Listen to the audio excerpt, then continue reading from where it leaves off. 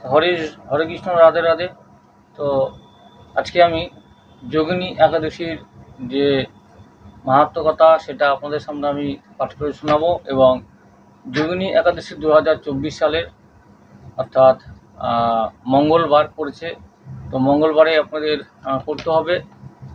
দিনটি হচ্ছে আপনার 2 তারিখ, অর্থাৎ 2/7/2024, জুলাই মাসের, অর্থাৎ আগামীকাল 2 তারিখ।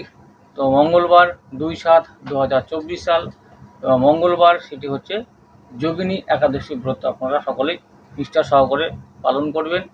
আর এই ব্রত উপবাস করে আপনারা যে আহারগুলো অর্থাৎ প্রসাদগুলো গ্রহণ করবে সেগুলো হচ্ছে কিন্তু ফল, অর্থাৎ যত রকমের ফল আছে, এখন তো গ্রীষ্মকাল আছে, বিভিন্ন টাইপের যে রকমের ফলগুলো আপনারা আম, কাঁঠাল, লিচু থেকে শুরু করে মৌসুমি, যত রকমের কলা, সব কিছু আপনারা ফল কিন্তু পেয়ে যাবেন। এবং এছাড়াও কাজু বাদাম, কাঠবাদাম এবং চীনাবাদাম যেগুলো, সেগুলো নিতে পারবেন।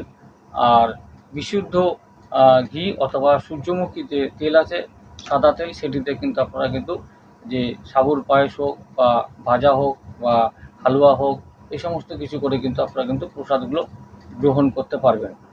তো এই হচ্ছে প্রসাদের মধ্যে গেল। আর যেটা আপনারা আগের দিন অর্থাৎ সোমবারে আপনারা ব্রত যে পালন করবেন, তার যে আগের দিন আপনাদেরকে ব্রত যে সংকল্প, সেটি কিন্তু আপনাদের ভগবানের সামনে গিয়ে পাঠ করে নিতে হবে যে ভগবান, আগামীকাল আমি যেন নিষ্ঠা সহকারে যোগিনী একাদশী ব্রত পালন করতে পারি। তো এই সংকল্প আপনাদের করে নিতে হবে। আর যেটা হচ্ছে যে যোগিনী একাদশী যেটা যে পালন করবেন, যে একাদশী ব্রত, সেটি সকাল থেকে আপনারা কিন্তু পূজা পাঠ শুরু করে দিবেন এবং হরিনাম জপ প্রচুর পরিমাণে করতে হবে। অর্থাৎ প্রত্যেকটা একাদশীর মাহাত্ম্য যে এক এক রকমের আছে, এক একটি বিষয়ের উপরে ভিত্তি করে, কিন্তু কোনো বড় বা ছোট বলে কোনো একাদশী নেই। প্রত্যেকটি একাদশী কিন্তু মাহাত্ম্য একই, গুরুত্বপূর্ণ। তো বছরে প্রত্যেকটি একাদশী আপনারা করবেন, মাসে 2টো করে। এবং অনেকে বলে 4টি বা যে 6টি বা 2টো করতে, বড় বড়। তো বড় ছোট বলে এমনটি কোনো কথা নেই। একাদশী যে ব্রতের যে মাহাত্ম্য, যে ফলাফল, সেটি কিন্তু প্রত্যেকটি একাদশীর একই মাহাত্ম্য এবং গুণাগুণ ফলাফল। তো সেই জন্য ব্রতের কিন্তু যে নিয়ম নিষ্ঠা সহকারে আপনাদেরকে পালন করতে হবে। এবং যেগুলো বললাম, খাওয়া দাওয়ার কোনো যে আপনাদের অসুবিধা নেই, ফল ফলান্তি, এবং এছাড়াও সাবু, যে মোটা দানা সাবু নিতে পারেন। এছাড়াও যে সবজি পাকিয়ে, অর্থাৎ কাঁচা কলা, আলু, তো এই সমস্ত নিয়ে আপনারা কিন্তু সবজি করে কিন্তু সাদা তেল দিয়ে আপনারা প্রসাদ নিতে পারবেন।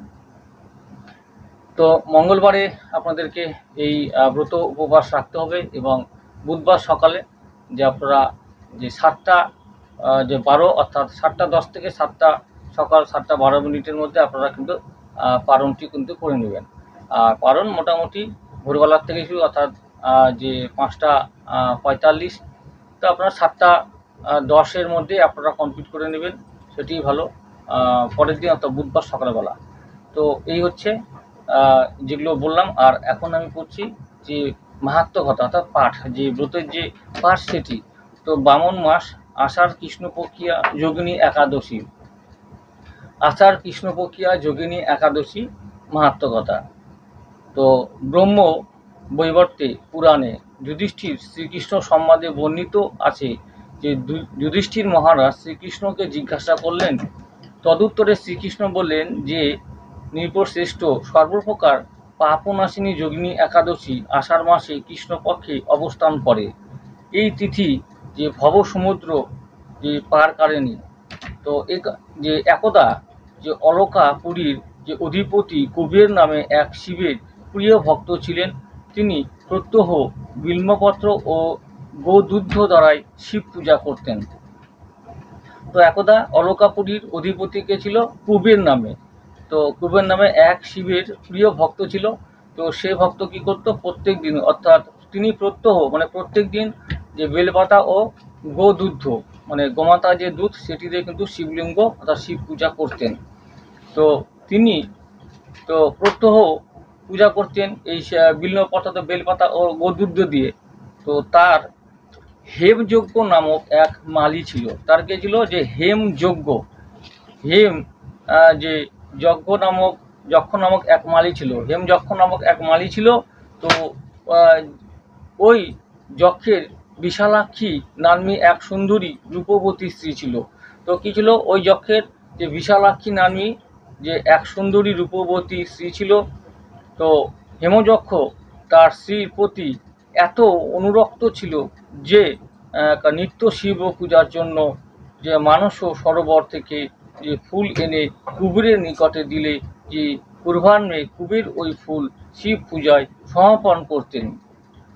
তো কী করতো, ওখানে ওই যক্ষের যে বিশালাক্ষী নামী এক সুন্দরী রূপবতী ছিল, তো হেমযক্ষ কী করতো, তার স্ত্রীর প্রতি এতই অনুরক্ত ছিলেন, এত বিশ্বাসী অনুরক্ত ছিলেন যে নিত্য শিব পূজার জন্য সে মানস সরোবর থেকে সেই যে শিব পূজার জন্য ফুল নিয়ে এসে দিত, এবং কুবেরের নিকট দিলে সেই পূর্বাহ্নে কুবের ওই ফুল শিব পূজা সেগুলো অর্পণ করতো, অর্থাৎ সমর্পণ করতেন সেই কুবের। কিন্তু সেদিন নিত্য শিব যে পূজার যে ফুল কুবেরের নিকটে যে পৌঁছে না দিয়ে সে তার যে প্রিয়ার প্রণয় পাশে আজে আবদ্ধ হয়ে গৃহতে থেকে গেল। অর্থাৎ সেদিন কি হলো, যে তার শিব পূজার ফুলটি সেখানে পৌঁছালো না। তো না পৌঁছে কি হলো, তো সেই হচ্ছে প্রিয়া যে প্রণয় অর্থাৎ পাশে প্রিয়ার হচ্ছে প্রণয়ের পাশে আবদ্ধ হয়ে গৃহতে থেকে গেল, যার জন্য ক্রমে বেলা দ্বিপ্রহর অতিক্রম হতে চলল। মালি ফিরে এলো না। কুবের মালির জন্য অত নিরীক্ষণ করে অবশেষে বিরক্ত বোধ করে তার বাড়িতে লোক পাঠাতে বাধ্য হলেন। যখন দেখলো আসো না, তখন হচ্ছে বিরক্ত বোধ করে সে বাড়িতে লোক পাঠাতে বাধ্য হলো। কি তার এই যে বিলম্বের কারণ জেনে জানা গেল যে সে তার স্ত্রীর সঙ্গে যে প্রণয় পাশে আবদ্ধ হতে আনন্দে উন্মুক্ত প্রায়। দ্রুত এইসব যে বৃত্তান্ত যক্ষরাজ ও কুবেরের নিকটে খুলে বললে কুবের অত্যন্তই ক্রুদ্ধ হয়ে তাকে তার নিকট সত্বর হাজির হওয়ার নির্দেশ দিলেন। এদিকে যে হেমমালী যে অধিক সময় অতিক্রান্ত হয়েছে জেনে অত্যন্তই যে লজ্জিত ও যে স্বতন্ত্র চিত্তে নমস্কার যে পূর্বক কুবেরের সম্মুখে দণ্ডায়মান হলো। কুবের যে ক্রোধে সে রক্তবর্ণ চক্ষু হয়ে বললেন, ওরে পাপিষ্ঠ, তুই আমার যে পরমাবদ্ধ শিব ও ঠাকুরের পূজাকে অবজ্ঞা করছিস, কাম ও চরিতার্থের জন্য সময় নষ্ট করছিস। এই জন্য তোকে আমি যে অভিশাপ করছি যে তুই যে কুষ্ঠ রোগী হয়ে যা, তোর সর্বাঙ্গ সে তো কুষ্ঠ ও গলিত কুষ্ঠে পূর্ণ হোক। তো তোর শ্রীসঙ্গ থেকে চিরকালের মতো বিয়োগ ঘটুক। যে ওরে মূর্খ, ওরে অধম দুরাচার, যে এখনই যে অলকাপুরী থেকে যে ভ্রষ্ট হয়ে যে অধোগতি লাভ হোক।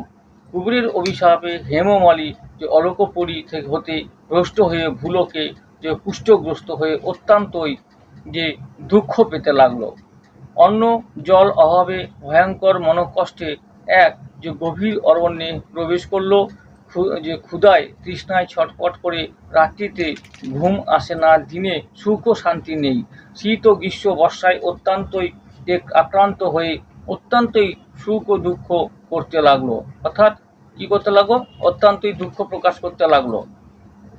কিন্তু পূর্বের শিব ভক্তি প্রভাবে তার পূর্বের যে স্মৃতির লোপ পায়নি। অত্যন্তই দুঃখের সঙ্গে যে নানা স্থানে যে পরিভ্রমণ করে সৌভাগ্যক্রমে হিমালয় প্রান্তে এসে উপস্থিত হলো। তথায় দৈবানু যে প্রহে সপ্তকল্প আয়ু সম্পন্ন যে মার্কণ্ডেয় ঋষির দর্শন হলো। নিজে বড় পাপী, তাই দূর থেকে মুনিকে প্রণাম জানালো।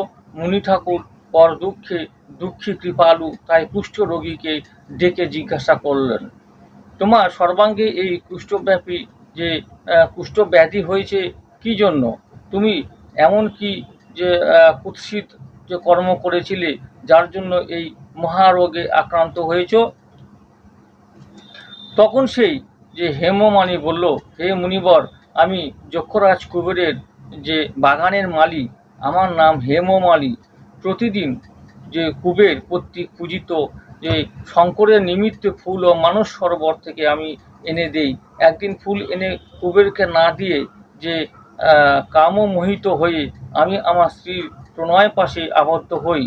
যক্ষরাজও খুব রেগে গিয়ে আমাকে অভিশাপ করেন সেই কারণে আমি কুষ্ঠব্যাধিতে ভুগছি এবং আমার স্ত্রীর নিকট থেকে যে বহুদিন যাবত বিচ্ছিন্ন হয়ে আছি। আজও না জানি যে কোন অজ্ঞাত যে সুকৃতি প্রভাবে আপনার যে চরণ দর্শনের সুযোগ হয়েছে। হে মুনিবর, যে শুভ ফল প্রাপ্তির আশায় যে আপনার শরণাপন্ন যে শরণাগত জনক কৃপাপূর্বক আশ্রয় প্রদান করুন। তখন মার্কণ্ডেয় মুনি বললেন যে আমি তোমাকে পরম কল্যাণকারী একটি ব্রতের কথা বলছি, শ্রবণ করো। তুমি আষাঢ় মাসে কৃষ্ণপক্ষিয়া একাদশী ব্রত পালন করো এবং এই ব্রত প্রভাবে তুমি অবশ্যই যে পূর্বের দিব্য রূপও ফিরে পাবে ও অচিরেই কুষ্ঠরোগ থেকে মুক্ত হবে। তো মুনিবরের এই আদেশ শ্রবণ করে মানি অত্যন্তই আশান্বিত হয়ে মুনিকে যে দ্বন্দ্ববন্দিত করল এবং যথোক্ত বিধান তার আদেশ অনুসারে নিরন্তর যে ভাগবদানুশীল ও এই যোগিনী একাদশী ব্রত পালন করে দিব্যস্বরূপ ফিরে পেয়ে পুনঃ বাড়িতে এসে দীর্ঘদিন নিষ্ঠার সঙ্গে এই ব্রত উদযাপন করে ধন্য হয়েছিল। তো এই যে তার অভিশাপে অর্থাৎ যে কুবের দেবের যে কাছে ফুল পৌঁছতে পারেনি একদিন, সেই জন্য কিন্তু তার কিন্তু এই অবস্থা হয়েছিল, অভিশপ্ত করেছিল যে ভুলোকে কুষ্ঠরোগ ব্যথিত হয়ে সে এখানে যে আসবে। তো সেই কারণেই ভুলোকে কিন্তু এই কুষ্ঠরোগ ব্যাধিজনিত হয়ে পড়েছিল এবং একদিন কি হলো, মার্কণ্ডেয় মুনির সাথে দেখা হয় এবং মার্কণ্ডেয় মুনি সেই হচ্ছে যে অর্থাৎ এই যে আষাঢ় কৃষ্ণপক্ষিয়া যোগিনী একাদশী, অর্থাৎ এই একাদশী ব্রত পালনের কথা তাকে বলে নিষ্ঠা সহকারে পালন করার জন্য এবং এই ব্রত পালন করে নিষ্ঠা সহকারে পালন করে কিন্তু সে আগে যে দিব্যস্বরূপ সে ফিরে পেয়েছিল এবং যে তার হচ্ছে যে বাড়িতে অর্থাৎ পূর্ণ যে এসে দীর্ঘদিন নিষ্ঠার সঙ্গে এই ব্রত উদযাপন করে সে এবং ধন্য হয়েছিল। তো এই হচ্ছে যে কৃষ্ণপক্ষিয়া অর্থাৎ আষাঢ় কৃষ্ণপক্ষিয়া যোগিনী একাদশীর মাহাত্ম্য কথা। তো এটি আপনাদের সামনে আমি পাঠ করে শোনালাম। তো আপনারা অবশ্যই নিষ্ঠা সহকারে এটা কান দিয়ে শ্রবণ করুন। আর এই যে একাদশী ব্রত পাঠগুলো আমি দিয়ে যাচ্ছি আপনাদের জন্য, তো অবশ্যই কিন্তু আপনারা কিন্তু একদম পালন করলে খুবই ভালো। আর হচ্ছে এই যে পাঠগুলো দিয়ে যাচ্ছি যদি পড়তে পারেন পড়বেন, না হলে কিন্তু কান দিয়ে অবশ্যই শ্রবণ করবেন। তো এই কৃষ্ণপক্ষিয়া যে অর্থাৎ যোগিনী একাদশী মাহাত্ম্য কথা পাঠ করা হলো আজকে এবং কি কি করবেন ব্রতের টাইম এবং পালনের সময় বললাম এবং কি কি আপনারা প্রসাদ গ্রহণ করবেন সেটার বিষয়ে আমি সবিস্তারে আপনাদের সামনে আমি পাঠ করে শোনালাম। তো সকলে ভালো থাকুন, সুস্থ থাকুন আর এইভাবে যে পাঠগুলো শ্রবণ করুন। আর বিভিন্ন অনুষ্ঠান যে ভগবদ্গীতা এবং ভগবত মহাপুরাণ এছাড়াও বিভিন্ন যে নাম সংকীর্তনের যে অনুষ্ঠানগুলো এখানে আমি দিচ্ছি, আপনারা কিন্তু সেগুলো দেখবেন এবং অবশ্যই যে হরিভক্তি এবং হরিভক্তিতে কিন্তু লীন হয়ে থাকবেন। হরে কৃষ্ণ, রাধে রাধে, জয় গুরু, জয় নিতাই। সকলে ভালো থাকুন, সুস্থ থাকুন। আর আগামী পর্বে যে আবার নতুন নতুন পাঠ নিয়ে আসবো, সেগুলো অপেক্ষায় থাকুন।